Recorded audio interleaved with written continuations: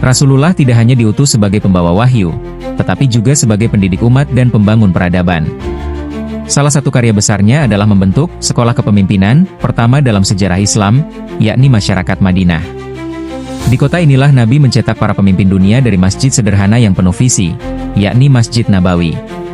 Sekolah ini tidak memiliki gedung mewah atau fasilitas modern, namun dari sinilah lahir para pemimpin agung seperti Abu Bakar, Umar, Utsman, Ali, Khalid bin Walid, dan banyak tokoh lain. Apa rahasia keberhasilannya?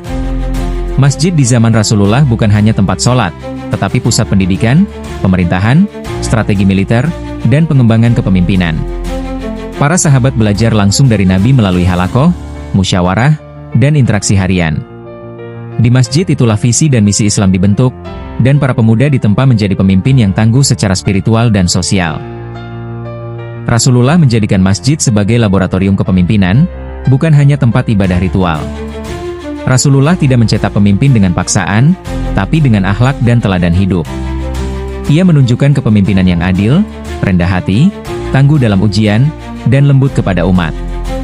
Dengan menjadi figur yang dicintai dan dihormati, Nabi memikat hati dan membentuk mental para sahabat. Pemimpin dalam Islam bukan sekadar penguasa, tapi pelayan umat dan penjaga amanah. Nabi Muhammad tidak ragu memberi amanah besar kepada generasi muda, bahkan sejak belia. Usamah bin Zaid dipercaya memimpin pasukan saat remaja.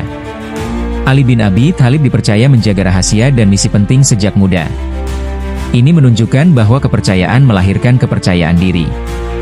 Sekolah kepemimpinan Nabi bukan teori semata. Ia menurunkan langsung tugas, memberi tanggung jawab, lalu membimbing dalam prosesnya. Inilah yang membentuk pemimpin lapangan yang siap terjun, bukan hanya pemikir dari belakang. Yang diajarkan Rasulullah kepada para sahabat bukan bagaimana merebut tahta, tetapi bagaimana menegakkan keadilan dan rahmat di muka bumi. Tujuan kepemimpinan dalam Islam bukan kejayaan pribadi, tapi keberkahan bagi seluruh umat manusia. Dari sekolah inilah muncul generasi yang dalam waktu singkat menaklukkan hati-hati manusia dan membawa Islam dari Madinah ke Afrika, Asia, bahkan Eropa. Sekolah kepemimpinan Madinah adalah model abadi, masjid sebagai pusat ilmu, akhlak sebagai pondasi, dan umat sebagai amanah. Rasulullah tidak meninggalkan buku-buku strategi kekuasaan, tetapi meninggalkan manusia-manusia unggul yang mengubah dunia.